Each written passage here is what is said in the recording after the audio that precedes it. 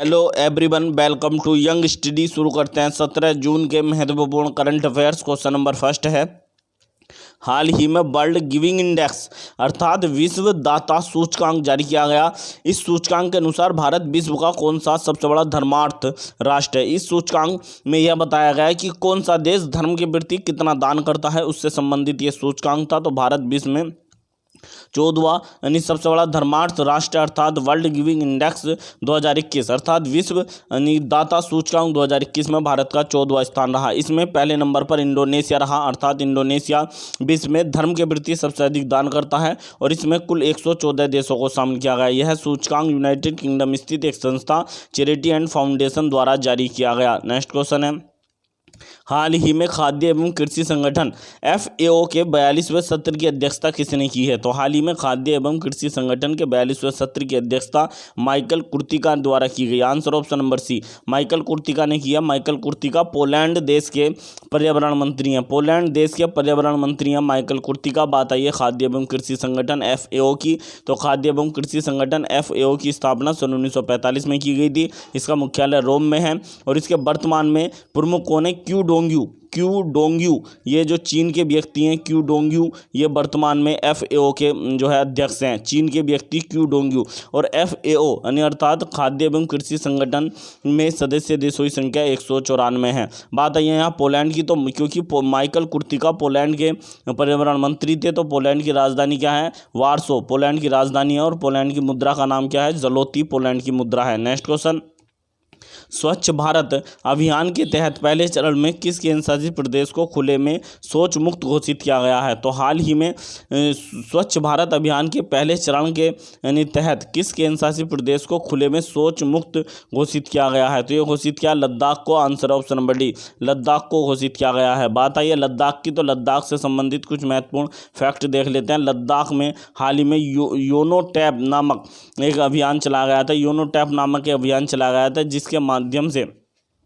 कौन सा अभियान चलाया गया था, योनो टैब नामक अभियान हाल ही में लद्दाख में चलाया गया था। इसके माध्यम से लद्दाख के जो सरकारी स्कूल हैं, सरकारी स्कूल जो है लद्दाख में कक्षा 6 से कक्षा 12 तक के स्कूलों में लैपटॉप बांटे जाएंगे। क्या बांटे जाएंगे, लैपटॉप बांटे जाएंगे योनो टैब अभियान के तहत। बात है लद्दाख की, लद्दाख की राजधानी लेह है।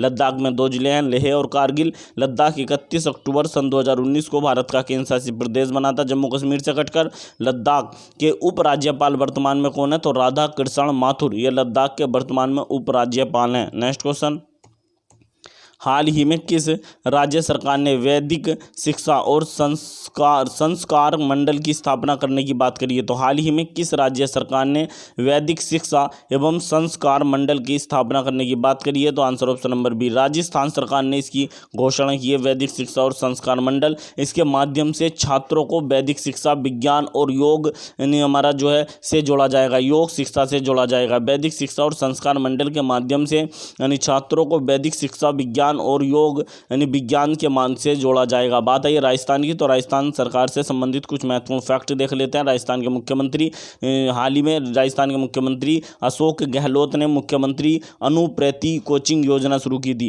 यानी कोचिंग फ्री में कोचिंग देने के लिए बच्चों को अनुप्रति कोचिंग योजना, मुख्यमंत्री अनुप्रति कोचिंग योजना राजस्थान के मुख्यमंत्री अशोक गहलोत द्वारा शुरू की गई थी। और मुख्यमंत्री किसान मित्र योजना भी, ये भी राजस्थान सरकार की सबसे महत्वपूर्ण योजना है। मुख्यमंत्री किसान मित्र योजना भी राजस्थान की एक सबसे महत्वपूर्ण योजना है। राजस्थान में हाल ही में राजस्थान सरकार ने एम सैंड योजना राजस्थान सरकार ने हाल ही में एम सैंड योजना, एक पौधा सुपोषित बेटी के नाम योजना, एक पौधा सुपोषित बेटी के नाम योजना, ये योजना शुरू की थी। भारत का पहला अंगदाता स्मारक, भारत का पहला ऑर्गन यानी डोनेटर यानी जो म्यूजियम ऑर्गन डोनेटर जो है यानी स्मारक कहाँ पर बना है, अंगदाता स्मारक जो है राजस्थान की राजधानी जयपुर में भारत का पहला यानी वो बना है, अंगदाता स्मारक बना है। बात आई राजस्थान की, तो राजस्थान की स्थापना 30 मार्च सन 1949 को की गई थी। राजस्थान की स्थापना इसलिए 30 मार्च को राजस्थान अपना स्थापना दिवस मनाता है। राजस्थान की राजधानी जयपुर है, जिसे पिंक सिटी के नाम से भी जाना जाता है। और राजस्थान की राजधानी जयपुर में हाथी यानी जो एलिफेंट महोत्सव भी मनाया जाता है। राजस्थान के राज्यपाल कलराज मिश्र हैं और राजस्थान के मुख्यमंत्री अशोक गहलोत हैं। नेक्स्ट क्वेश्चन, हाल ही में किस देश ने अपना पहला ऑप्टिकल स्पेस टेलीस्कोप यांग वांग फर्स्ट लॉन्च किया है? तो हाल ही में किस देश ने सफलतापूर्वक अपना पहला ऑप्टिकल टेलीस्कोप यांग वांग फर्स्ट को जो है लॉन्च किया? आंसर ऑप्शन नंबर डी चीन। चीन का ये पहला ऑप्टिकल स्पेस टेलीस्कोप था, इसे सफलतापूर्वक चीन के द्वारा लॉन्च किया गया। बात आई है चीन की, तो चीन की अंतरिक्ष एजेंसी का क्या नाम है? चीन की अंतरिक्ष एजेंसी का नाम है CNSA। चाइना कि हमारा जो है चाइना स्पेस एजेंसी CNSA चीन की स्पेस एजेंसी का नाम है। चीन का एक रॉकेट है जिसके माध्यम से सभी जो उपग्रह लॉन्च किए जाते हैं, उसका नाम है लॉन्ग मार्च। ये चीन का रॉकेट है लॉन्ग मार्च। इसी के माध्यम से चीन के सभी उपग्रहों को लॉन्च किया जाता है। चीन ने हाल ही में मंगल पर एक मिशन किया जिसका नाम था, चीन का जो मंगल पर मिशन है उसका नाम है तियानवेन जो है चीन के मंगल पर मिशन का नाम है। तियानवेन प्रथम चीन का मंगल पर मिशन है, तथा चंद्रमा पर जो चीन का मिशन है उसका नाम है चेंग-ई 5 चीन का चंद्रमा पर मिशन है, जबकि मंगल पर है तियानवेन प्रथम। चीन की बात आई है तो चीन की राजधानी है वो बीजिंग है। चीन की मुद्रा रेन मिनबी है। चीन के जो प्रधानमंत्री हैं ली कीक्यांग है और चीन के राष्ट्रपति शी जिनपिंग है। नेक्स्ट क्वेश्चन, हाल ही में लकड़ी से बना विश्व का पहला उपग्रह बीसा वुड सैट किस स्पेस एजेंसी ने लॉन्च करने की बात करी है? अभी लॉन्च नहीं किया, लॉन्च करने की घोषणा की है। तो हाल ही में लकड़ी से बना विश्व का पहला उपग्रह है जिसका नाम है बीसा वुड सैट। ये विश्व का पहला लकड़ी से बना जो वो है उपग्रह है। तो इसे कौन लॉन्च करेगा? तो यूरोपीय स्पेस एजेंसी अर्थात यूरोपीय अंतरिक्ष एजेंसी के द्वारा लॉन्च किया जाएगा। ये आप देख सकते हैं। इससे पहले जापान ने भी घोषणा की थी कि हम भी लकड़ी से बना उपग्रह लॉन्च करेंगे, लेकिन जापान 2023 में करेगा। इससे पहले यूरोपीय स्पेस एजेंसी विश्व का पहला लकड़ी का उपग्रह लॉन्च कर देगी जिसका नाम है बीसा वुड सैट। ये इस उपग्रह का नाम है। तो बात आई है यूरोपीय स्पेस एजेंसी की, तो यूरोपीय स्पेस एजेंसी ने हाल ही में शुक्र ग्रह पर ज्वालामुखियों का अध्ययन करने के लिए, शुक्र जो ग्रह है उस पर ज्वालामुखी का अध्ययन करने के लिए एक मिशन लॉन्च करने की बात करी। इस मिशन का नाम था एन विजन नामक जो अभियान है ये यूरोपीय स्पेस एजेंसी लॉन्च करेगी शुक्र पर ज्वालामुखी का अध्ययन करने के लिए। बात आई है यूरोपियन स्पेस एजेंसी की बात आई है, तो यूरोपियन स्पेस एजेंसी की स्थापना 30 मई सन 1975 को की गई थी। यूरोपीय स्पेस एजेंसी का मुख्यालय पेरिस में है। नेक्स्ट क्वेश्चन है कि हाल ही में किस राज्य में 130.1 मेगावाट क्षमता की दगमारा जल विद्युत परियोजना को शुरू किया गया है? तो ये किस राज्य में शुरू की गई है? दगमारा जल विद्युत परियोजना बिहार में शुरू की गई है। बिहार का जो शोक कहा जाता है कोसी नदी को, तो इस पर शुरू की गई, कोसी नदी पर शुरू की गई है दगमारा जल विद्युत परियोजना। बात आई बिहार की जो स्थापना है 22 मार्च सन 1912 को की गई थी। बिहार के राज्यपाल कौन है?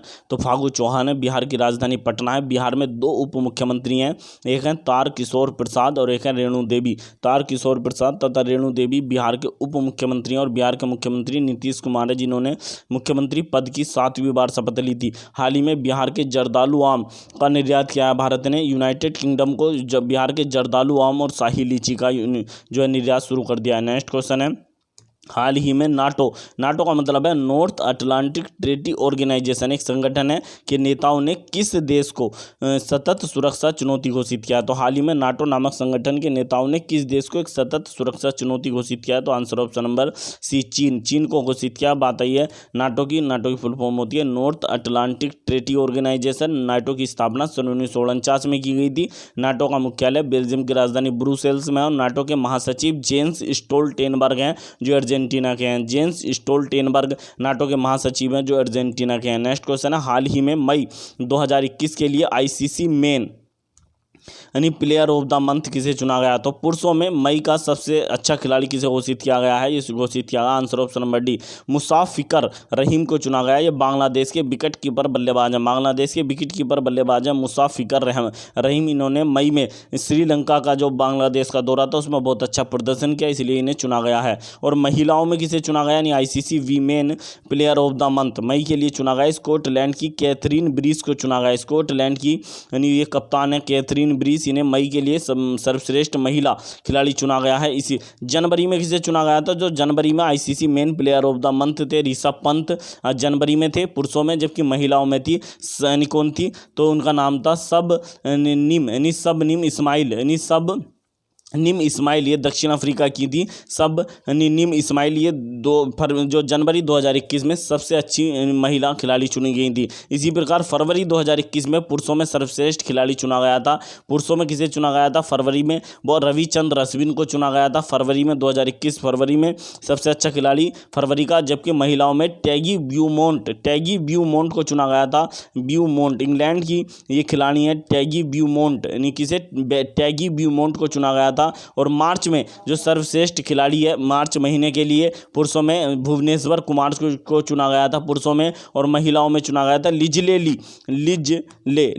ली को चुना गया था। ये भी दक्षिण अफ्रीका की महान खिलाड़ी है, मार्च में चुना गया था। और अप्रैल के लिए सबसे अच्छा पुरुषों में जो खिलाड़ी चुना गया था वो पाकिस्तान के महान बल्लेबाज बाबर आजम को चुना गया था, बाबर आजम को, और पुरुषों में। जबकि महिलाओं में एलिसा हेली ऑस्ट्रेलिया की यानी ये खिलाड़ी हैं एलिसा हेली को चुना गया था। जबकि अब चुना गया मई के लिए पुरुषों में मुशफ़िकुर रहीम जो बांग्लादेश के विकेट कीपर बल्लेबाज हैं, और महिला में स्कॉटलैंड की कैथरीन ब्रीस को चुना गया है।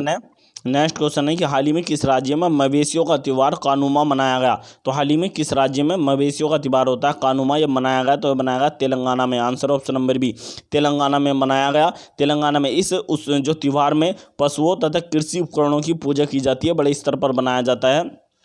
और जो है तेलंगाना से संबंधित कुछ अन्य त्यौहार और देख लेते हैं। नागोबा जात्रा ये भी तेलंगाना का एक फेस्टिवल है। नागोबा जात्रा तेलंगाना में मनाया जाता है। नागोबा जात्रा। बतुकम्मा भी जो है तेलंगाना का बहुत महत्वपूर्ण यानी फेस्टिवल है। बतुकम्मा, नागोबा जात्रा ये तेलंगाना की कुछ अन्य फेस्टिवल हैं। तेलंगाना जो हाई कोर्ट है इसकी पहली महिला मुख्य न्यायाधीश बनी है हिमा कोहली तेलंगाना हाई कोर्ट की प्रथम महिला मुख्य न्यायाधीश बनी है। तेलंगाना की स्थापना 2 जून सन 2014 को की गई थी, इसलिए 2 जून 2021 को तेलंगाना ने अपना 8वां स्थापना दिवस मनाया। तेलंगाना की राज्यपाल कौन है? तमिलिसाई सुंदरराजन। तेलंगाना की राजधानी हैदराबाद है। तेलंगाना के मुख्यमंत्री जब से तेलंगाना बना है के चंद्रशेखर राव हैं। नेक्स्ट क्वेश्चन, हाल ही में विदेश मंत्री एस जयशंकर ने किस देश में पुनर्निर्मित महात्मा गांधी पुस्तकालय का उद्घाटन किया? तो हाल ही में विदेश मंत्री एस जयशंकर इस देश की 3 दिवसीय यात्रा पर गए हैं, तो उन्होंने महात्मा गांधी वहाँ पर महात्मा गांधी पुनर्निर्मित महात्मा गांधी पुस्तकालय का जो है उद्घाटन किया। Answer option number D, Kenya में क्या है? Answer option number D, Kenya की राजधानी नैरोबी में स्थित एक विश्वविद्यालय में यानी पुनर्निर्मित महात्मा गांधी जो है पुस्तकालय का उद्घाटन किया है एस जयशंकर। भारत के विदेश मंत्री एस जयशंकर ने यहाँ पर जो केन्या का जो विश्वविद्यालय है नैरोबी में, केन्या की राजधानी नैरोबी में, यहाँ पर सन 1956 में महात्मा गांधी की प्रतिमा का भी अनावरण किया गया था।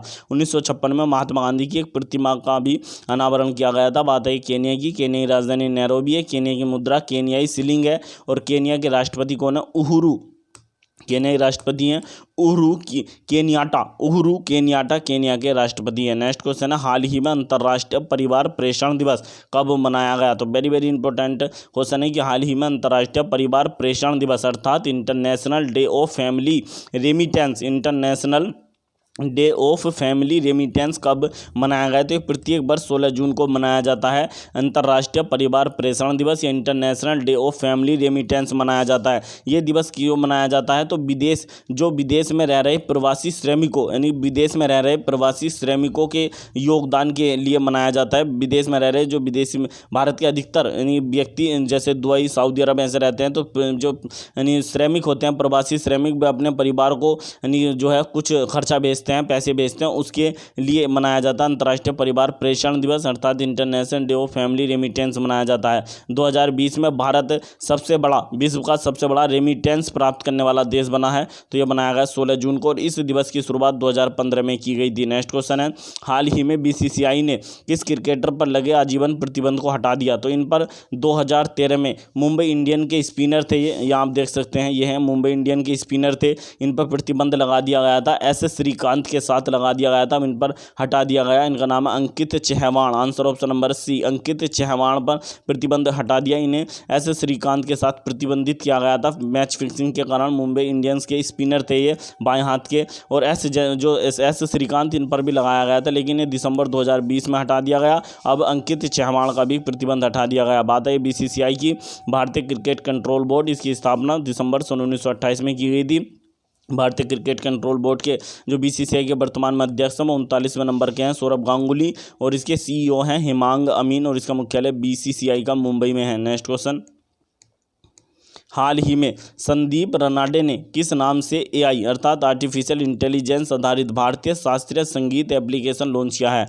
तो हाल ही में संदीप रनाडे, यहाँ आप देख सकते हैं, ये हैं संदीप रनाडे। इन्होंने एक भारतीय शास्त्रीय संगीत एप्लीकेशन लॉन्च किया है जिसका नाम है नाद साधना। आंसर ऑप्शन नंबर बी, नाद साधना के नाम से लॉन्च किया गया। संदीप रनाडे एक इंजीनियर, म्यूजिशियन इंजीनियर है, यानी कि संगीत के इंजीनियर हैं। नेक्स्ट क्वेश्चन है, हाल ही में किस ई कॉमर्स कंपनी ने एमएल समर स्कूल अभियान लॉन्च किया है? तो हाल ही में Amazon India, answer option number A, Amazon India ने एमएल समर स्कूल अभियान लॉन्च किया है। सॉरी। हाल ही में भारत सरकार ने स्वास्थ्य बुनियादी ढांचे में सुधार के लिए किस परियोजना को लॉन्च किया? तो हाल ही में भारत सरकार ने स्वास्थ्य बुनियादी ढांचे में सुधार के लिए एक्सटेंशन ऑफ हॉस्पिटल्स ये योजना को लॉन्च किया। किस योजना को लॉन्च किया? एक्सटेंशन ऑफ हॉस्पिटल्स योजना को लॉन्च किया है। एक्सटेंशन ऑफ हॉस्पिटल का मतलब है कि अस्पतालों का विस्तार नामक योजना को लॉन्च किया भारत के जो स्वास्थ्य मंत्री डॉक्टर हर्षवर्धन है। नेक्स्ट क्वेश्चन है, हाल ही में यानी किस भारतीय ने गेलफैंड चैलेंज चेस का खिताब जीता? तो ये शतरंज से संबंधित खिताब होता है गेलफैंड हमारा चैलेंज चेस, तो ये जीता है डी गुकेश ने। आंसर ऑप्शन नंबर यानी बी, डी गुकेश ने जीता। आप देख सकते हैं, यह है डी गुकेश। नेक्स्ट क्वेश्चन है, हाल ही में गोटफ्रीड बुहाम का निधन हो गया, यह किस पुरस्कार के विजेता थे? तो हाल ही में गोटफ्रीड बुहाम का निधन हो गया, ये प्रित्जर पुरस्कार के विजेता थे। Answer option number A, Pritzker पुरस्कार के विजेता थे। प्रथम जर्मन व्यक्ति थे जिन्हें प्रित्जर पुरस्कार मिला था। गोटफ्रीड बुहाम प्रथम जर्मनी के व्यक्ति थे जिन्हें प्रित्जर पुरस्कार मिला था और इनका 101 साल की उम्र में निधन हो गया। प्रित्जर पुरस्कार किस क्षेत्र में दिया जाता है? तो आर्किटेक्चर अर्थात वास्तुकारिता के क्षेत्र में दिया जाने वाला सबसे सर्वश्रेष्ठ पुरस्कार है प्रित्जर पुरस्कार। आर्किटेक्चर के इतिहास में जो क्षेत्र में दिया जाने वाला सबसे अच्छा पुरस्कार है। नेक्स्ट है कि हाल ही में चंद्रशेखर वैद्य का भी निधन हो गया। ये बॉलीवुड अभिनेता और सामाजिक कार्यकर्ता थे चंद्रशेखर वैद्य। हाल ही में राष्ट्रीय पुरस्कार से सम्मानित कन्नड़ अभिनेता संचारी विजय का निधन हो गया। 38 वर्ष की उम्र में सड़क दुर्घटना में संचारी विजय का निधन हो गया। ये राष्ट्रीय पुरस्कार से भी सम्मानित थे। यदि आपको हमारी वीडियो पसंद आई हो तो हमारे चैनल को अधिक से अधिक यानी सब्सक्राइब करें, वीडियो को अधिक से अधिक लाइक करें और वीडियो को अधिक से अधिक यानी हमारा शेयर करें। मिलते हैं नेक्स्ट वीडियो में। Thank you.